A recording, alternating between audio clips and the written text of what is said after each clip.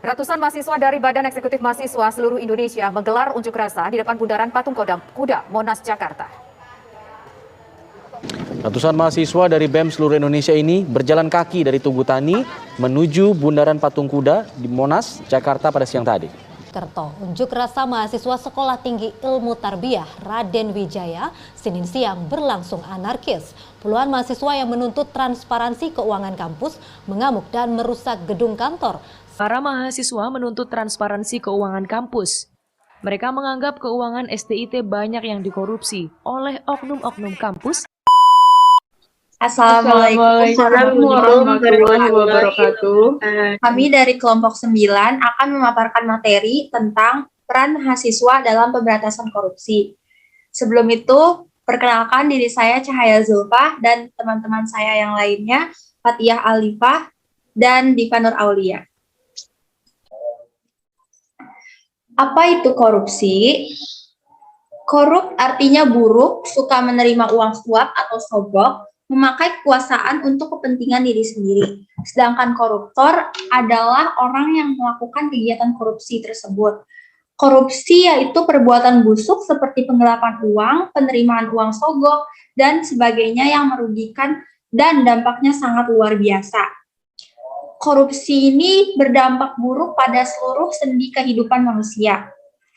Korupsi merupakan salah satu faktor penyebab utama tidak tercapainya keadilan dan kemakmuran suatu bangsa. Korupsi juga berdampak buruk pada perekonomian, sistem demokrasi, sistem politik, sistem hukum, sistem pemerintahan, dan tatanan sosial kemasyarakatan. Yang tidak kalah penting, korupsi juga dapat merendahkan martabat suatu bangsa dalam tata pergaulan internasional. Yang kedua, peranan mahasiswa dalam sejarah perjalanan gerakan anti korupsi. Mahasiswa mempunyai peranan yang sangat penting. Peranan tersebut tercatat dalam peristiwa-peristiwa besar yang dimulai dari Kebangkitan Nasional tahun 1908, Sumpah Pemuda tahun 1928, Proklamasi Kemerdekaan NKRI tahun 1945, lahirnya Orde Baru tahun 1996, dan Reformasi tahun 1998. Tidak dapat dipungkiri bahwa dalam peristiwa-peristiwa besar tersebut, mahasiswa tampil di depan sebagai motor penggerak dengan berbagai gagasan, semangat, dan idealisme yang mereka miliki. Dalam konteks gerakan anti korupsi, mahasiswa juga diharapkan dapat tampil di depan menjadi motor penggerak. Mahasiswa didukung oleh kompetensi dasar yang mereka miliki. Dengan kompetensi yang mereka miliki tersebut, mahasiswa diharapkan mampu menjadi agen perubahan, mampu menyuarakan kepentingan rakyat, mampu mengkritisi kebijakan-kebijakan yang koruptif, dan mampu menjadi watchdog lembaga-lembaga negara dan penegak hukum. Selanjutnya, ada korupsi dapat terjadi jika ada pertemuan tiga faktor ini. Yang pertama ada niat, kedua kesempatan, dan ketiga kewenangan. Niat adalah unsur setiap tindak pidana yang lebih terkait dengan individu manusia, misalnya perilaku dan nilai yang dianut oleh seseorang. Sedangkan kesempatan itu lebih terkait dengan sistem yang ada. Kewenangan yang dimiliki seseorang akan secara langsung memperkuat kesempatan yang ada. Jadi korupsi itu tidak akan terjadi jika tiga faktor ini itu tidak bertemu. Gerakan anti korupsi. Berdasarkan Undang-Undang 30 Tahun 2002, pemberantasan tindak pidana korupsi dirumuskan sebagai tindakan untuk mencegah dan memberantas.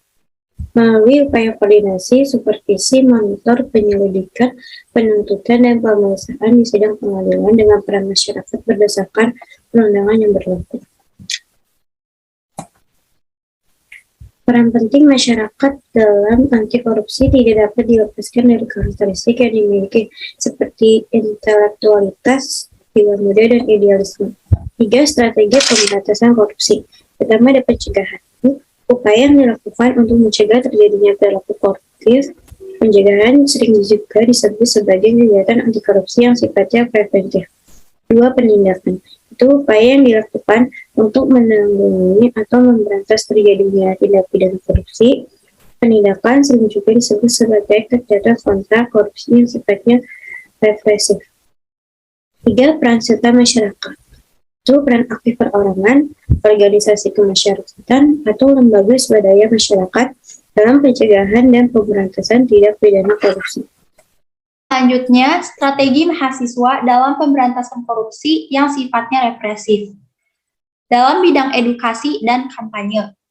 Yang pertama, program edukasi dan kampanye dapat dibangun perilaku dan budaya anti korupsi antar sesama mahasiswa atau dengan yang jenjangnya lebih rendah.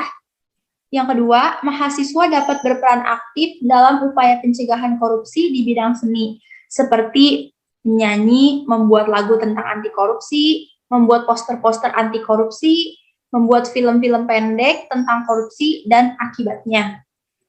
Selanjutnya ada 3 upaya mahasiswa dalam menghadapi budaya anti korupsi. Pertama, menciptakan lingkungan bebas dari korupsi di kampus.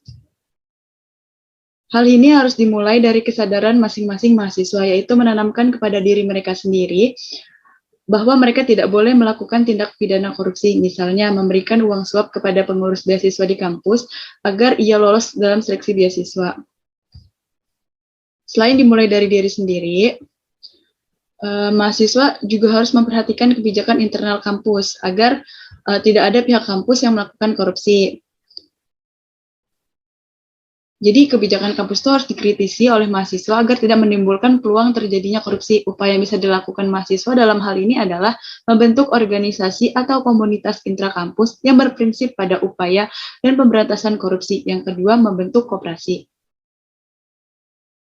Yang kedua, ada memberikan pendidikan kepada masyarakat tentang bahaya korupsi.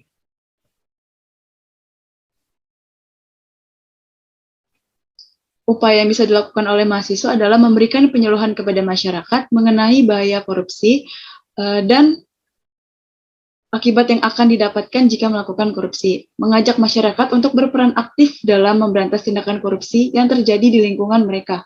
Yang ketiga, menjadi alat pengontrol terhadap kebijakan pemerintah. Mahasiswa selain sebagai agen perubahan juga bertindak sebagai agen pengontrol dalam pemerintahan. Kebijakan pemerintah sangat perlu untuk dikontrol dan dikritisi.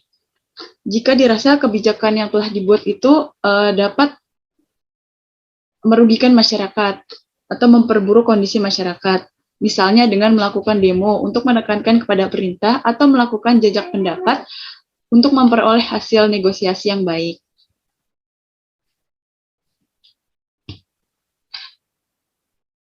Selanjutnya ada keterlibatan mahasiswa dalam gerakan anti korupsi, dibedakan menjadi 4 wilayah. Yang pertama ada lingkungan keluarga, lingkungan masyarakat sekitar, lingkungan kampus, dan tingkat lokal, juga nasional. Ada beberapa hambatan dalam penerapan budaya anti korupsi di lingkungan kampus. Pertama, ada pencegahan, penegakan hukum yang tidak konsisten dan cenderung setengah-setengah. 2. Beberapa perilaku sosial yang terlalu toleran terhadap korupsi. 3. Minimnya role model atau pemimpin yang dapat dijadikan panutan. 4. Banyak celah yang dapat dimasuki tindakan korupsi. 5. Kurang kuatnya landasan moral untuk mengendalikan ibu dalam menjalankan apa yang dimaksud. Sekiranya itu saja materi yang disampaikan oleh kelompok kami, kurang lebihnya mohon maaf. Wassalamualaikum warahmatullahi wabarakatuh.